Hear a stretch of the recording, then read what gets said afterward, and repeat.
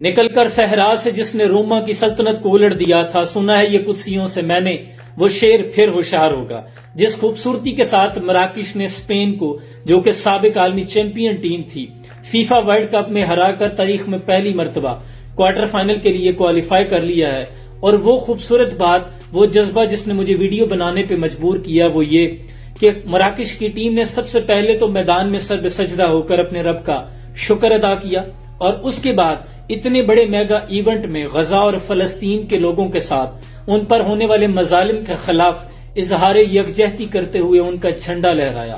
یہ منظر قابل ستائش اور قابل دید تھا، یہ کوئی چھوٹی بات نہیں، یہ بہت بڑا میگا ایونٹ اور میگا پلیٹ فارم تھا جس سے یہ پیغام پہنچانا بہت ضروری تھا۔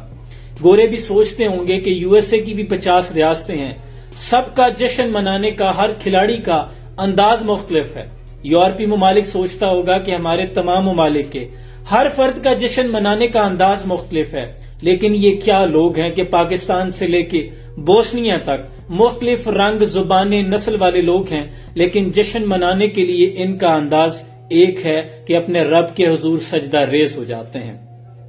اپنی ملت پر قیاس اقوام مغرب سے نہ کر کے خاص ہے ترکیب میں قوم رسول ہاشمی، یہ نبی اکرم صلی اللہ علیہ وسلم کی تعلیمات ہیں۔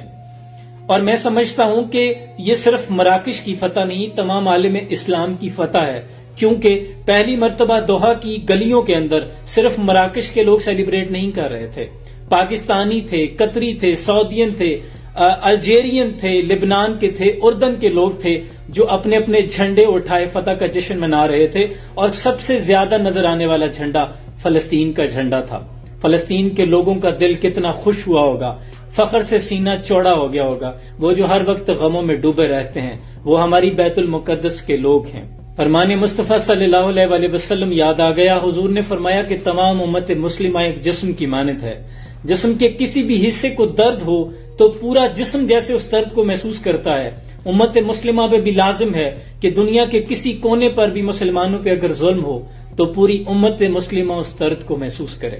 مراکش کے لوگوں نے، مراکش کے کھلاڑیوں نے اس بات کا عملی ثبوت پیش کیا ہے، اور تمام عالمی طاقتوں کو یہ پیغام دیا ہے کہ مسلمان آج بھی ایک ہیں، ہم آج بھی غزہ، فلسطین اور کشمیر کے لوگوں کے ساتھ ان پر ہونے والے ظلم و جبر کے خلاف ایک ساتھ کھڑے ہیں، اور اب تیرا بھی دور آنے کو ہے فقر غیور، کھا گئی روح فرنگی کو ہوائے سیم و زر۔